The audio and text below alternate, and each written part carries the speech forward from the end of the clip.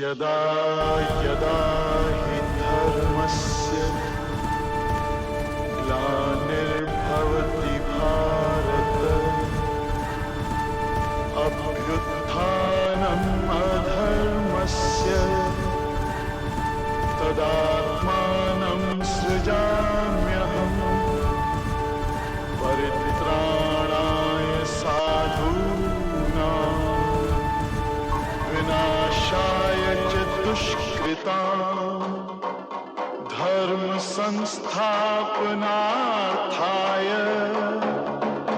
संभवामि युगे युगे। জরাসন্ধের মৃত্যুর সঙ্গে সঙ্গে মগধের কারাগারের ভারী দরজা খুলে দেওয়া হল। অন্ধকার শৃঙ্খলবদ্ধ সেই বন্দিশালায় বছরের পর বছর ধরে বন্দী থাকা রাজারা অবশেষে মুক্তির আলো দেখলেন। ভীম ও অর্জুন নিজ হাতে তাদের শিকল খুলে দিলেন। রাজারা কৃতজ্ঞতায় মাথা নত করে ভীম ও অর্জুনকে প্রণাম করলেন। তারা বললেন, আজ আপনারা আমাদের জীবন দান করলেন। ধর্মরাজ যুধিষ্ঠিরের রাজসুযজ্ঞে আমরা অবশ্যই উপস্থিত থাকব। রাজসূয় যজ্ঞ সম্পন্ন করতে বিপুল ধন সম্পদের প্রয়োজন ছিল, তাই শুরু হল পাণ্ডবদের দিগ্বিজয় অভিযান। উত্তরের দিকে দিগ্বিজয়ের দায়িত্ব নিলেন অর্জুন গান্ডীব হাতে। তিনি অতিক্রম করলেন হিমালয়ের দুর্গম পর্বতমালা, যেখানে তুষার ঝড় আর হিমশীতল বাতাসও তার অগ্রযাত্রা থামাতে পারেনি। একের পর এক উত্তরাঞ্চলের শক্তিশালী রাজ্য তার সামনে মাথা নত করতে বাধ্য হল। কোথাও আবার তার বীরত্বে মুগ্ধ হয়ে রাজারা স্বেচ্ছায় মিত্রতা ও কর প্রদান করলেন। অসংখ্য স্বর্ণমুদ্রা, রত্ন, অশ্ব ও যোদ্ধা নিয়ে তিনি যখন ইন্দ্রপ্রস্থে ফিরলেন, তখন তার বিজয়ের কাহিনী চারদিকে ছড়িয়ে পড়েছিল এক কিংবদন্তির মতো। পূর্ব দিকে যাত্রা করলেন ভীম, অপরাজেয় শক্তির প্রতীক। তার পদচারণায় যেন ভূমি কেঁপে উঠত, আর শত্রুরা তার নাম শুনেই ভীত হয়ে পড়ত।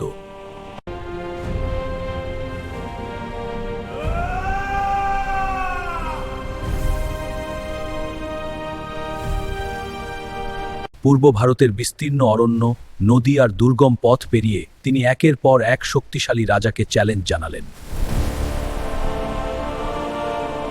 অনেক রাজা তার সঙ্গে ভয়ঙ্কর মল্লযুদ্ধে অবতীর্ণ হল, কিন্তু ভীমের বলের সামনে কেউ টিকতে পারল না। বিপুল ধনসম্পদ, যুদ্ধহস্তি, সৈন্যদল এবং মূল্যবান দ্রব্য নিয়ে ভীম যখন ফিরে এলেন, তখন পূর্ব দিক সম্পূর্ণভাবে পাণ্ডবদের অধীনে চলে এসেছে। পশ্চিমের রাজ্যগুলোর দিকে যাত্রা করলেন নকুল। রূপে গুণে অনন্য, কিন্তু যুদ্ধ কৌশলেও সমান পারদর্শী। মরুভূমির উত্তপ্ত বালুকা আর কঠিন জলবায়ুর মধ্যেও তার যাত্রা থেমে থাকেনি। তিনি কূটনীতি ও সৌজন্যের মাধ্যমে বহু রাজাকে নিজের পক্ষে আনেন, আবার প্রয়োজনে তলোয়ার তুলে যুদ্ধেও অবতীর্ণ হন। নকুলের সৌন্দর্য ও ভদ্র আচরণ অনেক রাজাকে আকৃষ্ট করত, ফলে অনেকেই স্বেচ্ছায় কর প্রদান করত। কিন্তু যারা অহংকারে অন্ধ হয়ে যুদ্ধ বেছে নিত, তাদের তিনি দ্রুত পরাজিত করতেন তার অসাধারণ তলোয়ার চালনায়। পশ্চিম দিক থেকে তিনি ফিরলেন অগণিত স্বর্ণ, দামি বস্ত্র, রত্ন ও অশ্ব নিয়ে, যা ইন্দ্রপ্রস্থের সমৃদ্ধিকে আরও বৃদ্ধি করল। দক্ষিণে দিগ্বিজয়ের ভার নিলেন সহদেব। দক্ষিণ ভারতের ঘন অরণ্য, পাহাড়ি অঞ্চল এবং সমুদ্র তীরবর্তী রাজ্যগুলোতে তিনি দক্ষতার সঙ্গে অভিযান চালালেন। অনেক ক্ষেত্রে তিনি কূটনীতি ব্যবহার করে যুদ্ধ এড়িয়ে মিত্রতা স্থাপন করেন।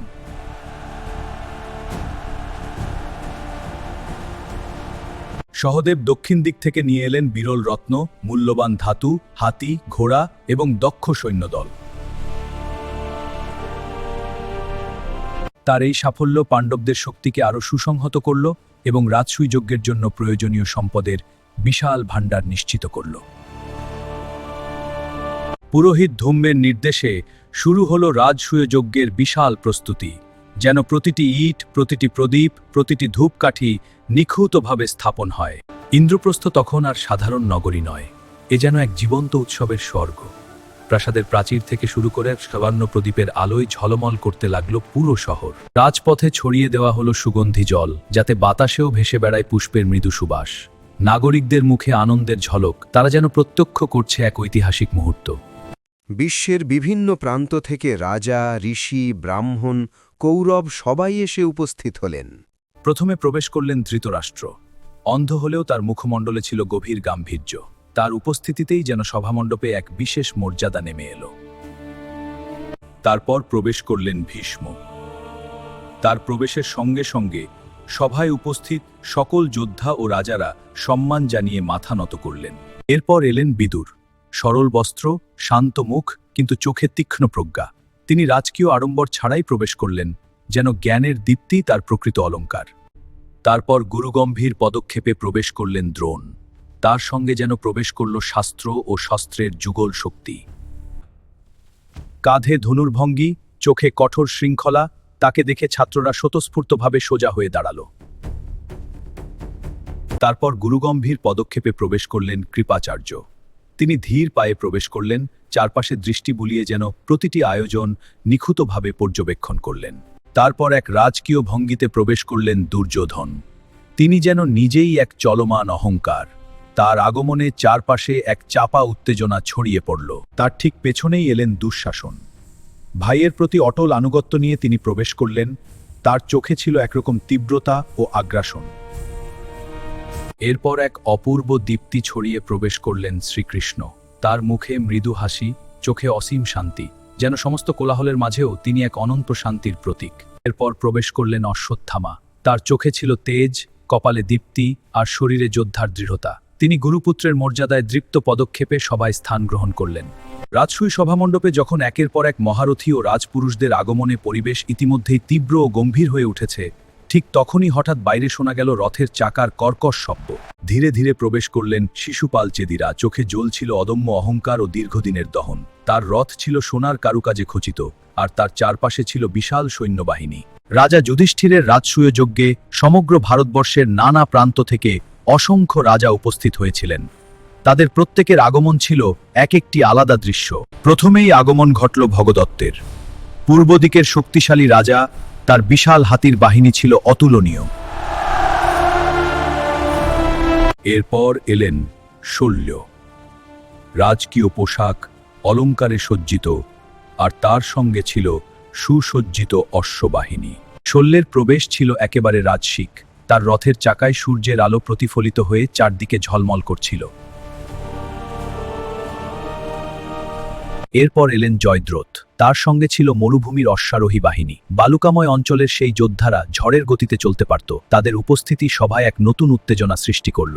সবশেষে প্রবেশ করলেন দ্রুপদ। তার সঙ্গে ছিল পাঞ্চালের বিশাল সেনাবাহিনী ও বীর যোদ্ধারা। তার প্রবেশে সভামণ্ডপে এক গভীর সম্মানের আবহ ছড়িয়ে পড়ল। ভীষ্ম এবং গুরুদেব দ্রোণ, আপনারা আমাদের বংশের স্তম্ভ। এই রাজসূয় যজ্ঞের মতো মহৎ ও জটিল আচার নিখুঁতভাবে সম্পন্ন করার জন্য আপনাদের প্রজ্ঞা ও অভিজ্ঞতার কোনো বিকল্প নেই।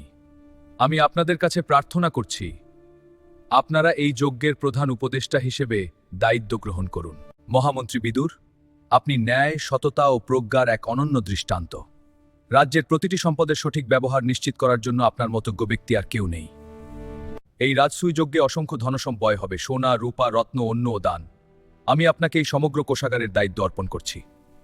আমি দায়িত্ব গ্রহণ করছি। এই রাজসূয় যজ্ঞে বিপুল ঐশ্বর্য ব্যবহৃত হবে, প্রতিটি স্থানে, প্রতিটি কাজে। তাই আমি আপনাকে এই সমস্ত ধনসম্পদের সামগ্রিক তত্ত্বাবধানের গুরুদায়িত্ব অর্পণ করছি। অন্যদিকে ব্রাহ্মণদের সেবার গুরুদায়িত্ব গ্রহণ করলেন অশ্বত্থামা। তার চোখে ছিল এক অদ্ভুত নিষ্ঠা। কিন্তু সবশেষে যে দৃশ্যটি সকলকে স্তম্ভিত করে দিল তা ছিল শ্রীকৃষ্ণের আচরণ। তিনি স্বয়ং যাকে সকলে ঈশ্বররূপে পূজা করে সেই তিনিই নত হয়ে ব্রাহ্মণদের পা ধুয়ে দিচ্ছেন। তার মুখে ছিল শান্ত হাসি, চোখে অসীম করুণা। তিনি যেন দেখিয়ে দিচ্ছিলেন সত্যিকারের মহানতা ক্ষমতায় নয়, সেবায়। রাজসূয় যজ্ঞের সমস্ত আচারবিধি যখন একে একে সম্পন্ন হচ্ছে, তখন ধীরে ধীরে এগিয়ে এলো সেই মহামূল্য মুহূর্ত, শ্রেষ্ঠ অর্ঘ্য প্রদান। চারপাশে বসে আছেন অসংখ্য রাজা, ঋষি, মহামুনি এবং বীর যোদ্ধারা। প্রত্যেকের চোখে প্রত্যাশা, কৌতূহল আর এক অদ্ভুত উত্তেজনা। তার মুখে গভীর চিন্তার ছাপ। কার হাতে তুলে দেবেন এই শ্রেষ্ঠ সম্মান? এই অর্ঘ্য শুধু একটি উপহার নয়, এটি স্বীকৃতি, সর্বশ্রেষ্ঠের স্বীকৃতি। পিতামহ, এই সভায় উপস্থিত অসংখ্য মহামানবের মধ্যে কে সর্বশ্রেষ্ঠ? কাকে আমরা এই প্রথম অর্ঘ্য প্রদান করব? এই সভায় শ্রীকৃষ্ণের সমকক্ষ কেউ নেই। তিনিই সর্বশ্রেষ্ঠ। জ্ঞান, শক্তি, ধর্ম, বুদ্ধি সবকিছুতেই তিনি অনন্য। তিনি শুধুই একজন মানুষ নন, তিনি এই সৃষ্টির পরম সত্য, পরম আশ্রয়। এই অর্ঘ্যের প্রকৃত অধিকারী তিনিই। সহদেব নতজানু হয়ে বসে পড়লেন। তার মাথা নিচু, চোখে গভীর ভক্তি আর হৃদয়ে এক অদম্য অনুভূতি, যেন তিনি সুজন মানুষকে নয়, স্বয়ং ঈশ্বরকেই অর্ঘ্য প্রদান করতে চলেছেন। প্রভু, এই সভার সর্বশ্রেষ্ঠ হিসেবে আপনাকেই আমরা এই অর্ঘ্য অর্পণ করছি। আমাদের এই ক্ষুদ্র নিবেদন গ্রহণ করুন। কেন মহারথীর চেয়েও মহাবলী ভীষ্মের সম্মান হতে পারত না এখানে? তাহলে এই কৃষ্ণের সম্মান কেন? শিশুপাল, বাসুদেবের প্রথমার্ঘ প্রাপ্তি হলে আমার কোনো আপত্তি নেই, তবে আপনি কেন ব্যর্থ প্রলাপ করছেন?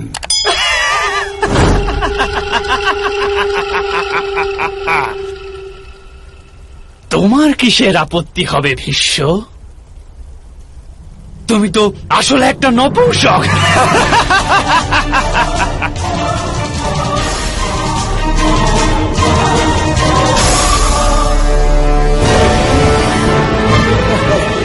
নিজের রাজকুমারদের জন্য কন্যা চুরির কার্য করেছ তুমি। ভ্রাতা শিশুপাল, তুমি তোমার অপরাধের গণনা করতে ভুলছো না তো? তোমার 100, কেবল 100 অপরাধ ক্ষমা করার প্রতিশ্রুতি আমি তোমার মাতাকে দিয়েছি। আর এখানে উপস্থিত হওয়ার পূর্বেও তুমি কম অপরাধ করনি। তুমি তো মনই থাকো পাষণ্ড। অন্য পুরুষের পত্নীকে নিজের পত্নী বানিয়ে ফেলো এমন লম্পট তুমি। নরকাসুরের 16,000 পত্নীকে তুমি নিজের পত্নী বানিয়ে ফেলেছ। তুমি যে কতখানি লম্পট সেটা এখানে সবাই জানে। বৃন্দাবনে এক পায়ে খাড়া হয়ে বাঁশি বাজিয়ে বাজিয়ে যে রাসলীলা করতে, সেটা কি আমরা জানি না? রাধার বিবাহ আয়ান যাদবের সাথে হয়েছিল, তবু তুমি ওই সাদা সিধে মেয়েটিকে নিজের মোহপাশে আবদ্ধ করেছিলে। ভুলে গেলে? ভুলে গেলে? তুমি তো জগতের সবচেয়ে বড় অনাচারী কৃষ্ণ।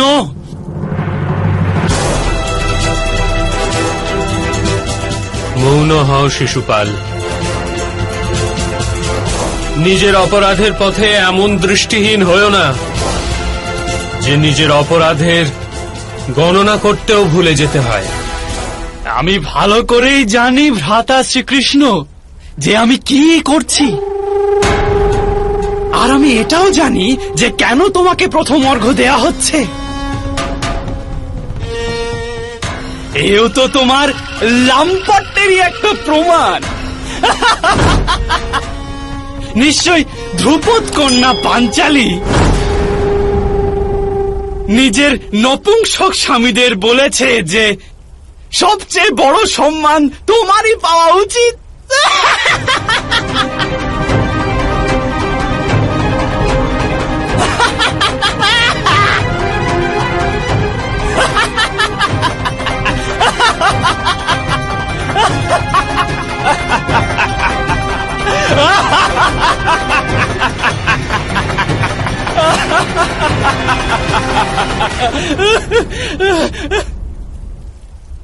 সখী বলে ডাকো, তাই না ওকে? সখী? কি করে এক বিবাহিত স্ত্রী কোন পুরুষ মানুষের সখী হতে পারে? আমি সব জানি কিসের সম্পর্ক আসলে তোমার আর। অগ্রপূজা নিয়ে তীব্র বিরোধ ও অপমানজনক বাক্যবাণ ছুড়ে যাচ্ছিলেন শিশুপাল। তার কণ্ঠে ছিল অহংকার, চোখে জ্বলছিল ক্রোধ। কিন্তু সেই সমস্ত সীমা অতিক্রম করার পর আর নীরব থাকলেন না শ্রীকৃষ্ণ।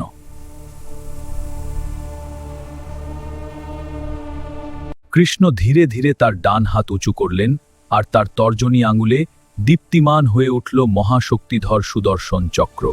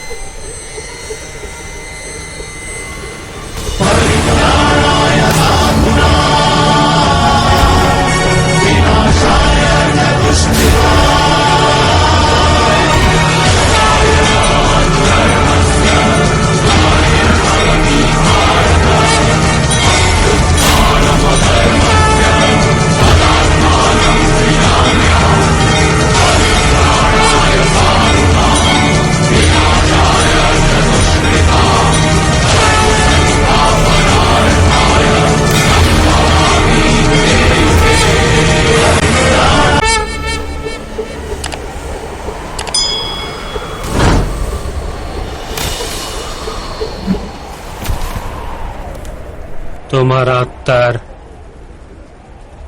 কল্যাণ হোক। রাজস যজ্ঞ, ধর্মরাজ যুধিষ্ঠিরের সেই মহৎ যজ্ঞ, যেখানে সমবেত হয়েছিলেন সমগ্র ভারতবর্ষের রাজা, মহারাজা, ঋষি মুনি ও বীর যোদ্ধারা।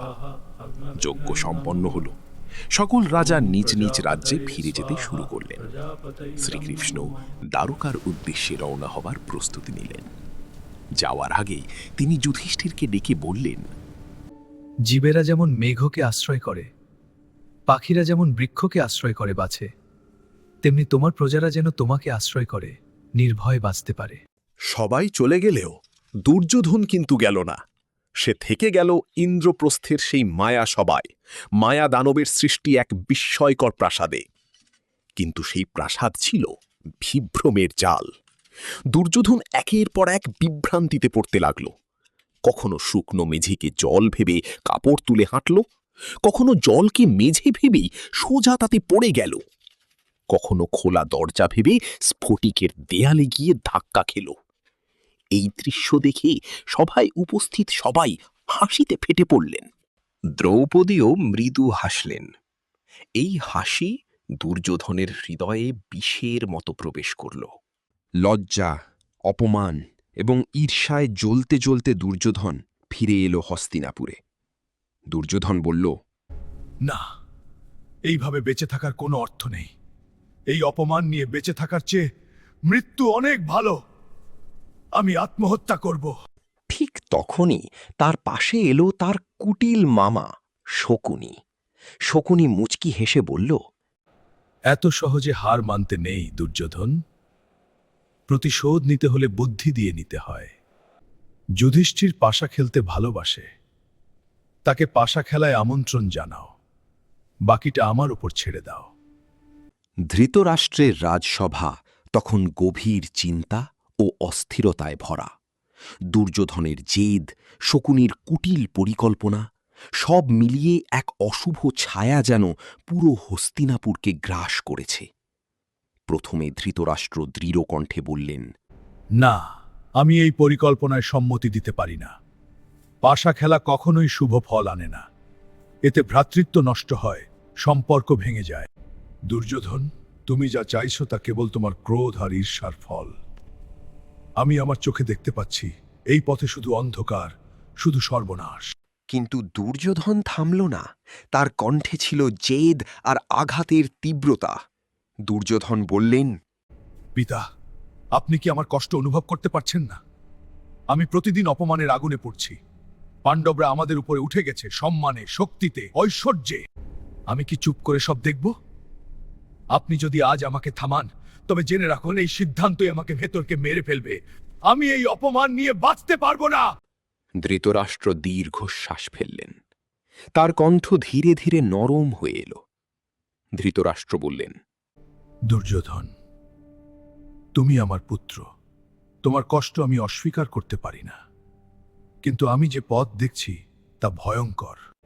তবুও যদি এটিই তোমার একমাত্র ইচ্ছা হয়, যদি তুমি মনে করো এই পথেই তোমার শান্তি, তবে আমি আর তোমাকে আটকাব।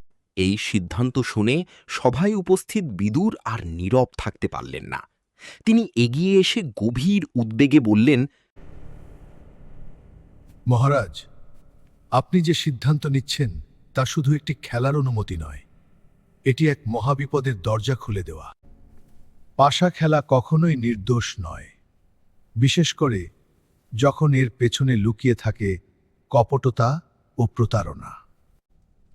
আমি স্পষ্ট দেখতে পাচ্ছি এই খেলা কৌরব ও পাণ্ডব উভয় পক্ষের জন্যই সর্বনাশ ডেকে আনবে। কিন্তু ধৃতরাষ্ট্র তখন পুত্রস্নেহে অন্ধ। তিনি ধীরে মাথা নাড়লেন। তিনি বললেন, বিদুর, আমি তোমার জ্ঞান ও সততার প্রতি শ্রদ্ধা রাখি, কিন্তু একজন পিতা হিসেবে আমার হৃদয় দুর্বল হয়ে পড়েছে। আমি আর আমার পুত্রের আকাঙ্ক্ষা অস্বীকার করতে পারছি না। যা হওয়ার তা হোক।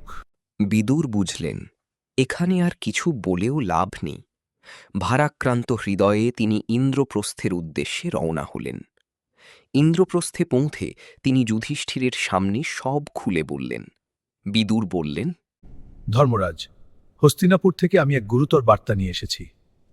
ধৃতরাষ্ট্র আপনাদের পাশা খেলায় আমন্ত্রণ জানিয়েছেন, কিন্তু আমি আপনাকে সতর্ক করছি, এটি সাধারণ খেলা নয়। এর পেছনে রয়েছে দুর্যোধনের ঈর্ষা, শকুনির কপটতা। এই আহ্বানের মধ্যে আমি অশুভ সংকেত দেখতে পাচ্ছি। যুধিষ্ঠির গভীর চিন্তায় মগ্ন হলেন। কিছুক্ষণ নীরব থেকে তিনি ধীরে বললেন, মামা বিদুর, আমি আপনার কথা বুঝতে পারছি। পাশা খেলা কখনোই ধর্মসম্মত নয়, বিশেষ করে যখন তাতে বাজি ধরা হয়। কিন্তু যদি আমি এই আমন্ত্রণ প্রত্যাখ্যান করি, ধৃতরাষ্ট্র আমার জ্যাঠামশাই, তিনি নিজে আমাকে আহ্বান করেছেন। আমি যদি না যাই তবে তা কি তার অপমান হবে না? যাই হোক, আমি এই আহ্বান প্রত্যাখ্যান করতে পারি না। যদি বিপদও আসে আমি তার সম্মুখীন হব। আমি হস্তিনাপুরে যাব পাশা খেলায় অংশ নিতে। ধর্মরাজ, খেলা তো শুরু হলো।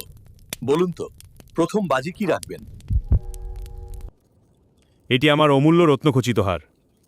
আমি এটিকেই প্রথম বাজি রাখছি, দেখি ভাগ্যে আমার পক্ষে থাকে কিনা।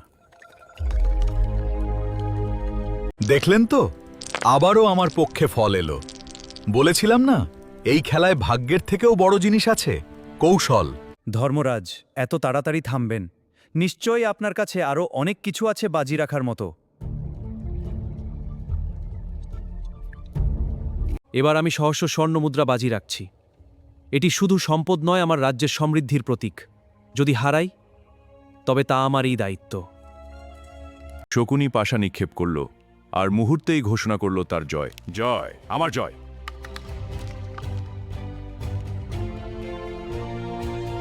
আমি আমার দাসদাসী, আমার সম্পদ সবকিছু বাজি রাখছি। এগুলো আমার রাজ্যের অংশ, আমার দায়িত্ব, কিন্তু আজ আমি সেগুলো এই খেলায় সঁপে দিচ্ছি। দেখলেন তো, আবারও আমার পক্ষে ফল এলো। আমি আমার রাজ্য বাজি রাখছি। ইন্দ্রপ্রস্থ আমার গর্ব, আমার কর্তব্যের ক্ষেত্র। যদি হারাই তবে তা হবে আমার জীবনের সবচেয়ে বড় ক্ষতি। শকুনি আবার জয়ী হল। যুধিষ্ঠিরের মুখে তখন ক্লান্তি, তবুও এক অদ্ভুত জেদ। এরপর যুধিষ্ঠির একে একে তার ভাই ভীম, অর্জুন, নকুল সহদেবকে বাজি রাখেন এবং বাজিতে সকলকেই হারান। আমি নিজেকেই বাজি রাখছি। যদি এটাই আমার নিয়তি হয় তবে আমি তা মেনে নেব। আমি নিজেকেও এই খেলায় সঁপে দিচ্ছি। পাশা পড়ল আর শেষবারের মতো শকুনির জয় হল। পাশা খেলায় তিনি ধাপে ধাপে সব হারান, ধন সম্পদ, রাজ্য, ভাইয়েরা, এমনকি নিজেকেও। এরপর শকুনির প্ররোচনায় তিনি বলেন, আমার আর কিছু অবশিষ্ট নেই, শুধু দ্রৌপদী আছেন, এবং তিনি দ্রৌপদীকেও পাশা খেলায় বাজি ধরে হারান।